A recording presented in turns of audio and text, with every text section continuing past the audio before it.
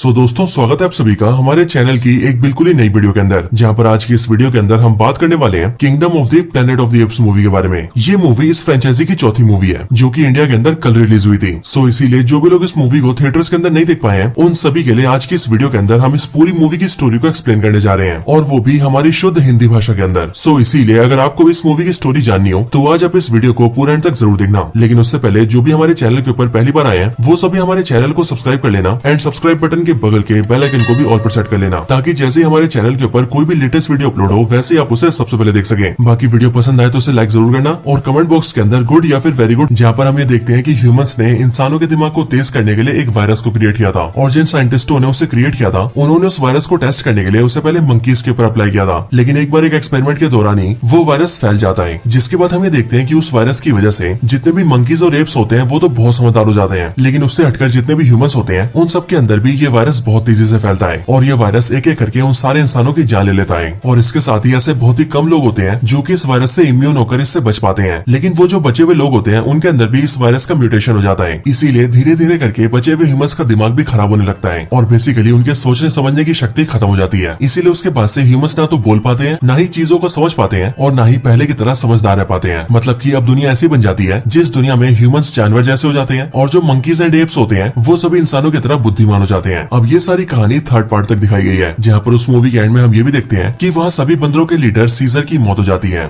इसीलिए अब बात करें इस मूवी की, यानी कि kingdom of the planet of the apps की, तो इसकी कहानी उसी इवेंट के 300 साल बाद से स्टार्ट होती है। हम ये देखते हैं कि 300 साल बाद दुनिया काफी बदल चुकी है, और दुनिया एक ऐसी दुनिया बन चुकी है जहाँ पर ह्यूमंस स्टोन एज की तरह रह रहे हैं, यानी कि वो बिल्कुल आदिवासी जैसे हो चुके हैं, और जो बंदर है उन्होंने सभ्यता बसा ली है, इसीलिए वो सब एक साथ मिलकर रह रहे हैं। यहाँ पर हम एप्स के एक बहुत बड़े कबीले को देखते हैं जो की एक साथ मिलकर जंगल में रहता है, और ये सब लोग जंगल में ठीक उसी तरह से रहते हैं जिस तरह से हमने सीजर के टाइम पर रहते हुए देखा था। इसके आगे हम अपनी कहानी के एक मेन कैरेक्टर से मिलते हैं जिसका नाम है नोआ। नोआ भी इन्हीं सारे एप्स का मेंबर है जो कि जंगल में रहते हैं, और वो बेसिकली इन जंगल में रहने वाले एप्स के लीडर का बेटा है। यहाँ पर हम नोआ के कुछ दोस्तों को भी देखते हैं जो कि होते हैं सूना और अनाया। मूवी के शुरुआती सीन्स में हम ये देखते हैं कि नोआ, सूना और अनाया तीनों मिलकर एक ऊंची जगह पे चढ़ के बांस के अंडे इकट्ठा करते हैं, और जब उन्हें अंडे मिल जाते हैं तब वो अपने जंगल में वापस आ जाते हैं। वहाँ कर हमें पता लगता है कि यहाँ पर जितने भी जवान बंदर है उन सभी के पास उनके अलग अलग बाज है, और ये सारे बाज उनके पालतू हुआ करते हैं। अब असल में जब इनके कबीले से कोई भी एप जवान हो जाता है तब उसे भी एक बाज का अंडा दिया जाता है, और जब उस अंडे से बाज फूटकर बाहर आता है तब उस एप को उसकी हिफाजत करनी होती है, उसे पालना पोसना होता है, उसकी ट्रेनिंग करवानी होती है, एंड देन जाकर वो उसे एज अ पेट यूज कर सकता है। इसके साथ ही हम ये भी जानते हैं कि ये सभी अपने बाज को कंट्रोल करने के लिए एक स्पेशल टाइप का गाना गाते हैं, और इस तरह का गाना गाने में यानी कि ऐसा साउंड निकालने में नोआ के फादर यानी कि इनके पूरे कबीले के लीडर सबसे एक्सपर्ट है। अब कहानी में आगे हम ये देखते हैं कि जब नोआ अपने अंडे को हासिल करके उसे अपने पास हिफाजत से रखता है तब एक दिन रात को अचानक से उसके पास एक ह्यूमन लड़की आती है, और वो बेसिकली नोआ के कबीले में खाने की तलाश में आती है। लेकिन जब नोआ उसे देख लेता है तब वो वहाँ से भागने की कोशिश करती है, जिस वजह से उसकी नोआ से झड़प हो जाती है, और उस दौरान नोआ का अंडा टूट जाता है। अब अपने अंडे के टूटने की वजह से नोआ ये डिसाइड करता है कि वो जल्दी से जंगल जाएगा और जल्दी से बांस के एक दूसरे अंडे को ढूंढेगा। इसके लिए नोआ अंडा ढूंढने निकल जाता है, लेकिन जब वो जा रहा होता है तब उसे रास्ते में उसके कबीले के 2 आदमी दिखते हैं, यानी कि 2 एप्स दिखते हैं। वो दोनों एप्स बहुत ही बुरी हालत में जमीन पर पड़े होते हैं, और जब नोआ उनके पास जाता है तब उसे पता लगता है कि किसी ने उन्हें बहुत बुरी तरह से मारा है और अब उनकी जान जाने वाली है। नोआ जब उन दोनों से पूछता है कि आखिर ये सब उनके साथ किसने किया है, तब वो लोग नोआ को ये बताते हैं कि असल में जिस तरह से उनके बंदरों का कबीला है ठीक उसी तरह से एक और वानर कबीला है, लेकिन जैसे उनका वानर कबीला जंगल में रहता है बिल्कुल उसी तरह से ये दूसरा वाला वानर कबीला समुद्र के किनारों पर रहता है। लेकिन समुद्र के पास रहने वाले जो ये वानर है वो सभी हमसे बहुत नफरत करते हैं, और इसीलिए ये हमें अपना गुलाम बनाने की कोशिश करते हैं, और अगर हम इनका विरोध करते हैं तो ये हमें मार देते हैं। आगे वो नोआ को बताते हैं कि उन्हीं समुद्री वानर के कबीलों के बहुत सारे आदमी यानी कि बहुत सारे वानर उनके कबीले को ढूंढ चुके हैं, और इसीलिए वो बहुत ही जल्दी हमारे कबीले तक पहुंचकर कबीले को पूरी तरह से बर्बाद कर देंगे और हमारे लोगों को गुलाम बना लेंगे। अब ये सारी बातें जानने के बाद ही नोआ सीधा अपने कबीले के अंदर वापस आता है, लेकिन जैसे ही वो वापस आता है वैसे ही वो ये देखता है कि उससे पहले ही दूसरे वानर वहाँ पर आ चुके हैं और उन सब ने उसके कबीले को आग लगा दी है। इसके साथ ही वो लोग उसके कबीले के सभी लोगों को बहुत मारते हैं और उन सभी को बांधकर अपना गुलाम बना लेते हैं। साथ ही साथ वो लोग नोआ के फादर पर भी अटैक करते हैं। ये देखकर नोआ अपने फादर को बचाने जाता है, लेकिन वो लोग नोआ को धक्का देकर सीधा नीचे गिरा देते हैं, जिसके बाद नोआ सीधा झाड़ियों में गिर जाता है, एंड देन वो लोग उसके फादर को जान से मार देते हैं। और वो लोग उसके फादर को इसलिए मारते हैं क्योंकि उसका फादर उस पूरे कबीले का लीडर होता है। इसके बाद जंगल के सारे वानरों को सीधा समुद्र के वानरों के पास ले जाया जाता है, और उन सभी को समुद्री वानर के लीडर का गुलाम बना दिया जाता है। इसके अगले दिन जब नोआ की आंखें खुलती है तब वो ये देखता है कि उसके पूरे कबीले को जला दिया गया है, साथ ही उसके फादर भी मर चुके हैं, एंड उसके कबीले के सारे लोगों को बंदी बनाकर ले जाया गया है। इसके आगे वो अपने फादर का अंतिम संस्कार करता है, और इसके लिए वो अपने फादर को जमीन के अंदर दफना देता है, एंड फिर इसके बाद ही वो ये कसम खाता है कि वो समुद्री वानर के लीडर से अपने फादर की मौत का बदला लेगा और अपने सारे साथियों को छुड़ा कर लाएगा। इसके लिए वो उन सारे बंदरों की तलाश में जंगल जाता है। जंगल जाकर नोआ की मुलाकात एक ओरेंगुटान से होती है और ये वाला ओरेंगुटान बिल्कुल मॉरिस की तरह दिखता है, बस मॉरिस और इसमें थोड़ा सा अंतर होता है। लेकिन इस वाले ओरेंगुटान का नाम राका होता है, लेकिन ये भी मॉरिस की तरह काफी अच्छा और इंटेलिजेंट होता है। यहाँ पर राका के पास कई सारी किताबें होती है, जिन्हें देखकर नोआ राका से पूछता है कि आखिर ये सब क्या है, जिस पर राका उसे बताता है कि ये सारी किताबें हैं और इनके अंदर कई सारे अक्षर और चिन्ह बने हैं और उन सबका कुछ न कुछ मतलब है। अब यहाँ पर मैं आपको बता दूं कि ये लोग किताबों को नहीं पढ़ सकते हैं, लेकिन ये जो राका होता है वो नोआ को बताता है कि सालों पहले ऐसे वानर हुआ करते थे जो कि इन किताबों को भी पढ़ पाते थे और किताबों को पढ़ने वाले वानर सीजर के समय में हुआ करते थे। अब सीजर का नाम सुनते ही नोआ राका से पूछता है कि आखिर सीजर कौन है, जिस पर राका नोआ को बताता है कि सीजर वो पहला ऐसा वानर था जिससे उन सारे वानरों के विकास की शुरुआत हुई थी। सीजर एक महान वानर था और उसने वानरों की सभ्यता बसाई थी। उसकी वजह से सभी वानर बोल पाए थे, सभी के दिमाग का विकास हुआ था और तो और सीजर ने वानरों का राजा बनकर सभी का उद्धार भी किया था। इसके साथ ही सीजर का ऐसा मानना था कि एक वानर को दूसरे वानर को कभी नहीं मारना चाहिए। अब इसके बाद राका और नोआ काफी अच्छे दोस्त बन जाते हैं और इसीलिए वो दोनों साथ मिलकर खाना खाते हैं। लेकिन जब वो दोनों खाना खा रहे होते हैं उसी टाइम पर उनके पास वो लड़की आती है जिस लड़की ने नोआ से टकराकर उसका अंडा फोड़ दिया था। यहाँ पर उस लड़की को देखकर नोआ उस पर गुस्सा होता है, लेकिन राका उसे रोक देता है और वो उससे कहता है कि महान सीजर इंसानों से प्यार करते थे और इसीलिए हम वानरों को भी इंसानों से प्यार करना चाहिए, ना कि उन्हें डांटना चाहिए। इसके लिए राका उस लड़की को कुछ खाना देता है, जिसके बाद जब वो लड़की खाना खाती है तब वो उन दोनों की दोस्त बन जाती है। यहाँ पर राका नोआ को ये भी बताता है कि कोई समय ऐसा भी था जब इंसान भी बोल पाते थे, उनके पास भी बुद्धि होती थी और वो भी सभ्यता से बड़े सभ्य तरीके से रहते थे। लेकिन अब इंसानों में बहुत परिवर्तन हो गया है, वो अब बिल्कुल जानवरों की तरह रहते हैं और अब तो उनके अंदर बुद्धि भी नहीं होती है। अब इसके बाद ये दिन बीत जाता है, जिसके बाद अगले दिन नोआ, राका और वो लड़की तीनों मिलकर जंगल में आगे जाते हैं। जंगल में आगे जाकर उन्हें कई सारे और इंसान दिखते हैं और वो इंसान बेसिकली देखने में आदिवासी जैसे होते हैं और वो सब जंगलों में खाना ढूंढ रहे होते हैं। लेकिन उसी टाइम पर हम ये देखते हैं कि वहाँ पर दूसरे कबीले के वानर आ जाते हैं और वो लोग इंसानों को जान से मारने लगते हैं, क्योंकि दूसरा कबीला इंसानों से नफरत करता है। हालांकि नोआ और राका दोनों मिलकर यहाँ से उस लड़की को बचा लेते हैं और उसे दूर ले जाते हैं। वहाँ से सुरक्षित आने के बाद ही वो लड़की उनसे बात करती है और वो उन दोनों को बताती है कि उसका नाम मे है। ये देखकर राका चौंक जाता है और वो ये बोलता है कि आखिर ये लड़की बोल कैसे सकती है। बट ये सुनकर मे उन दोनों को बताती है कि वो असल में बाकी इंसानों से काफी अलग है, क्योंकि उसके अंदर न सिर्फ बुद्धि है बल्कि इसके साथ ही वो बोल भी सकती है और तो और उसे कपड़े पहनने का भी ढंग है। साथ ही साथ वो उन्हें ये भी बताती है कि वो जिस इंसानों के झुंड में रहती थी उस इंसानों के झुंड में काफी समझदार लोग थे, लेकिन वो दूसरे कबीले के वानर जिन्होंने आज हमला किया था उन्होंने मेरे कबीले पर हमला करके मेरे कबीले के सारे लोगों को मार दिया और इसीलिए सिर्फ मैं ही जिंदा रह पाई हूँ। अब इसके बाद वो तीनों अपना सफर जारी रखते हैं और चलते चलते वो तीनों एक नदी के पुल पर आ जाते हैं। लेकिन यहीं पर हम ये देखते हैं कि दूसरे कबीले के वानर उन पर हमला कर देते हैं और इसीलिए इसी लड़ाई के अंदर राका पानी में गिरकर बह जाता है। लेकिन नोआ और मे जो होते हैं वो दोनों पकड़े जाते हैं, इसीलिए उन दोनों को पकड़कर सीधा समुद्री वानर के सरदार के पास लाया जाता है। यहाँ पर आने के बाद हम ये देखते हैं कि ये जो वानरों का दूसरा कबीला है ये पूरी तरह से पानी के बगल में रहता है और इन्होंने अपने इलाके में समुद्र के पानी को रोकने के लिए एक बड़ी सी दीवार बना रखी है। इसके साथ ही इन सभी वानरों का जो सरदार है उसका नाम है प्रोक्सिमस सीजर, लेकिन ये बहुत क्रूर है, यानी कि ये बहुत ज्यादा निर्दयी है, क्योंकि ये सभी इंसानों से बहुत नफरत करता है और उन्हें देखते ही मार देने का हुक्म देता है। साथ ही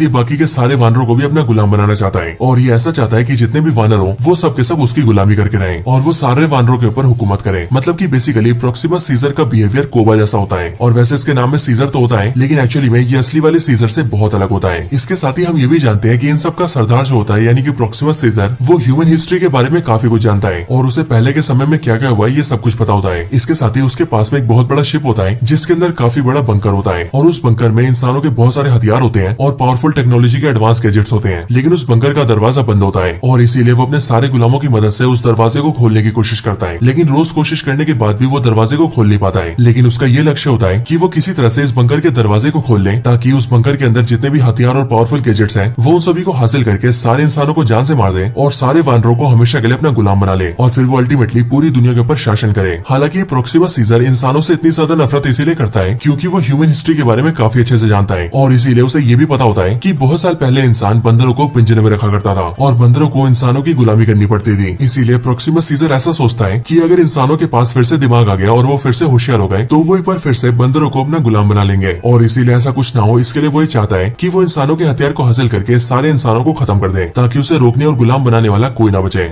अब इसके आगे बात करें नोआ की, तो नोआ जब यहाँ पर आता है तो वो अपने सारे साथियों से मिलता है, लेकिन इसके साथ ही वो प्रोक्सिमस सीजर के बारे में भी सब कुछ जान जाता है और उसके इरादों को जानकर वो ये समझ जाता है कि अगर प्रोक्सिमस सीजर अपने प्लान में कामयाब हो गया तो वो न सिर्फ इंसानों को मार देगा बल्कि उसके साथ ही वो उसके सारे लोगों को भी हमेशा के लिए बंदी बनाकर रखेगा। इसके लिए नोआ सीधा मे के पास जाता है एंड वो मे के पास आकर उससे बात करता है, जहाँ पर मे उसे बताती है कि उसके सारे लोग यानी कि इंसान अभी काफी कमजोर हो चुके हैं और उसके लिए उसे एक ऐसी किताब की तलाश है जिस किताब से वो अपने सारे लोगों को भाषा सिखा सकती है, जिसके बाद उसके सारे लोग बोलना सीख जाएंगे। लेकिन वो किताब उस बंकर के अंदर है जिसका दरवाजा बंद है। अब यहीं पर ही मे की बात सुनकर नोआ उससे कहता है कि वो उस बंकर को ब्लास्ट करना चाहता जाता है ताकि उस बंकर के खत्म होते ही वो अपने सारे लोगों को वापस ले जा सके। और अब क्योंकि बंकर खत्म हो जाएगा इसलिए प्रॉक्सिमस सीजर भी उसे रोक नहीं पाएगा। ये सुनकर मे भी राजी हो जाती है और वो भी ये कहती है कि उसके लिए भी प्रॉक्सिमस सीजर को रोकना बहुत जरूरी है और इसीलिए वो भी बंकर को ब्लास्ट करने में नोआ का साथ देगी। लेकिन उससे पहले उसे बंकर के अंदर से अपने लोगों के लिए किताब लेकर आनी होगी। अब इसके लिए मे और नोआ दोनों ही डिसाइड करते हैं कि वो दोनों अपना प्लान आज रात को अंजाम देंगे। अब जैसे ही रात होती है तब हम ये देखते हैं कि नोआ अपने दोस्त सूना और अनाया को साथ लेता है और उन दोनों और मे के साथ मिलकर वहाँ से दूर चला जाता है। जिसके बाद वो चारों मिलकर बम बना लेते हैं और उस बम को उसी दीवार के नीचे रख देते हैं जिस दीवार ने वहाँ पर समुद्र के पानी को आने से रोका हुआ था। यहाँ पर बेसिकली नोआ का ये प्लान होता है कि वो पहले मे के साथ बंकर के अंदर जाएगा, उसे जो किताब चाहिए वो उसे दिलवा देगा एंड देन फिर मे उसका साथ देगी, जिसके बाद वो लोग उस बम का इस्तेमाल करके बंकर को उड़ा देंगे। बट असल में मे का प्लान कुछ और ही होता है और इसीलिए अपने प्लान को पूरा करने के लिए मे नोआ, सुमा और अनाया के साथ मिलकर सीधा एक छोटे से खुफिया छेद के जरिए उस बंकर के अंदर आ जाती है। बंकर के अंदर आकर मे को जो किताब चाहिए होती है वो उसे मिल जाती है। लेकिन उसी दौरान नोआ और उसके साथियों को एक ऐसी किताब मिलती है जो कि बेसिकली बच्चों की एक जू वाली किताब होती है। लेकिन इस वाली किताब में वो लोग ये देखते हैं कि किताब में कई सारी ऐसी इमेजेस बनी हुई है जिनके अंदर बंदरों को पिंजरे में रखा गया है और इंसान उन्हें बाहर से देख रहे हैं। अब हालांकि नोआ और उसके साथियों को यह देखकर थोड़ा बुरा तो लगता है लेकिन वो इस बात को इग्नोर करके मे के साथ आगे निकल जाते हैं। इसके बाद वो चारों बंकर के गेट के जरिए बाहर आ रहे होते हैं। लेकिन जैसे वो लोग बंकर का गेट खोलते हैं वैसे वो लोग ये देखते हैं कि बाहर प्रॉक्सिमस सीजर खड़ा होता है और वो भी अपने कई सारे आदमियों के साथ। उन चारों को वहाँ एक साथ देखकर प्रॉक्सिमस सीजर ये समझ जाता है कि इस बंकर के अंदर जो भी हथियार है यानी कि जो भी हथियार उसे चाहिए उन सबको उन चारों ने कहीं ना कहीं छुपा दिया होगा और साथ ही साथ वो चारों उसके खिलाफ कोई ना कोई साजिश कर रहे होंगे और इसीलिए उन सबसे बातें उगलवाने के लिए प्रॉक्सिमस सीजर नोआ की दोस्त सूना के ऊपर चाकू रख देता है एंड अपने आदमी से कहता है कि वो उसे मार दे। लेकिन जैसे उसका आदमी सूना को मारने वाला होता है उससे पहले ही मे उसे शूट करके मार देती है। अब इस बंदूक को देखकर प्रॉक्सिमस सीजर काफी खुश होता है और वो बेसिकली मे के सामने शर्त रखता है कि वो उसे और उसके सारे साथियों को जाने देगा, लेकिन बदले में वो ये चाहता है कि ये सारे हथियार उसे दे दिए जाएं। लेकिन मे किसी भी हालत में प्रॉक्सिमस सीजर के हाथों में हथियार नहीं आने देना चाहती थी और इसके लिए वो वहाँ से जल्दी से भागती है और सीधा दीवार के पास आ जाती है, यानी कि उसी जगह पर जहाँ पर उसने बम रखा था। और वैसे तो नोआ ने बम बनाने में मे का साथ इसीलिए दिया था ताकि वो लोग उस बम से बंकर को उड़ा सके। लेकिन हम ये देखते हैं कि मे वहाँ पर उस बम को ब्लास्ट कर देती है और अब क्योंकि वो बम दीवार के नीचे होता है इसीलिए उसकी वजह से वो पूरी दीवार गिर जाती है, जिस वजह से समुद्र का सारा पानी उनके पास आ जाता है और एक ही झटके में सारे बंदरों को बाहर ले जाता है और तो और वो सारा पानी बंकर के अंदर भी घुस जाता है। अब यहाँ पर हम ये देखते हैं कि नोआ के कबीले के जितने भी बंदर होते हैं उन सभी को जंगल में रहने की वजह से ऊपर चढ़ने की काफी अच्छी ट्रेनिंग होती है और इसीलिए वो लोग पानी से बचते हुए जल्दी से ऊपर चढ़ जाते हैं, जिस वजह से उन सबकी जान बच जाती है। लेकिन प्रॉक्सिमस सीजर के जितने भी आदमी होते हैं वो सब मारे जाते हैं। इसके बाद नोआ और उसके सारे साथी सबसे ऊपर पहुंच जाते हैं, लेकिन वहाँ पर हमें देखते हैं कि वहाँ पर प्रॉक्सिमस सीजर आ जाता है और वो वहाँ का नोआ को मारने लगता है और सभी लोगों से कहता है कि वो सब उसके गुलाम है, इसीलिए वो सब उसकी गुलामी करते रहे। बट यहाँ पर ही हम ये देखते हैं कि नोआ धीरे से अपने कबीले का वो वाला गाना गाने लगता है जिस गाने से वो सभी अपने बाजों को बुलाया करते थे और इसीलिए यहाँ पर जैसे ही नोआ गाना गाता है वैसे प्रॉक्सिमस सीजर के पास बहुत सारे बाज आ जाते हैं और वो सब उसे उठाकर सीधा पानी में फेंक देते हैं, जिसके बाद प्रॉक्सिमस सीजर पानी में डूब जाता है। इसके बाद नोआ अपने कबीले के सारे लोगों को लेकर अपने जंगल में वापस आ जाता है और जंगल आकर वो लोग अपने घर को एक बार फिर से बनाते हैं और पहले की तरह नॉर्मल जिंदगी जीने लगते हैं। अब यहाँ पर मूवी का फाइनल सीन आ जाता है जहाँ पर हमें देखते हैं कि नोआ मे से बहुत नाराज होता है और वो इसीलिए क्योंकि मे ने उसे धोखा दिया होता है और इसीलिए नोआ और उसके सारे साथी ये तय करते हैं कि वो लोग इंसानों के ऊपर कभी विश्वास नहीं करेंगे। इसके साथ ही वो लोग ये भी तय करते हैं कि अब से वो लोग खुद को बहुत डेवलप करेंगे ताकि वो बहुत शक्तिशाली हो सके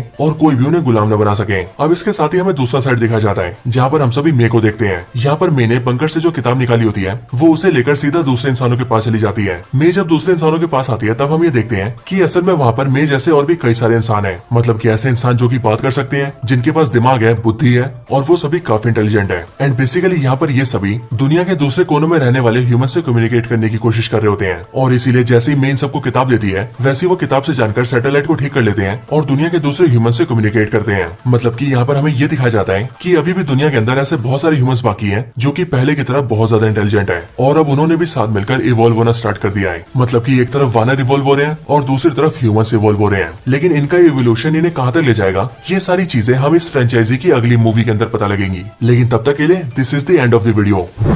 सो दोस्तों ये थी video kingdom of the planet of the apes movie के ऊपर। आप सभी को हमारी ये वीडियो और इस मूवी की स्टोरी कैसी लगी ये आप मुझे कमेंट्स के अंदर जरूर बताना। वीडियो थोड़ी सी भी पसंद आई हो तो वीडियो को लाइक जरूर करना और जिन्होंने भी चैनल को सब्सक्राइब नहीं कर रखा है वो जल्दी से चैनल को सब्सक्राइब भी कर लेना और हाँ, सब्सक्राइब बटन के बगल के बेल आइकन को जरूर दबा लेना ताकि हमारे चैनल पर आने वाली सारी लेटेस्ट वीडियोस आप सबसे पहले देख सकें। तो बस आज की इस वीडियो में इतना ही। इस वीडियो को यहीं पर एंड करते हैं। मैं मिलता हूँ आपसे ऐसे किसी और बेहतरीन वीडियो में, तब तक के लिए गुड बाय।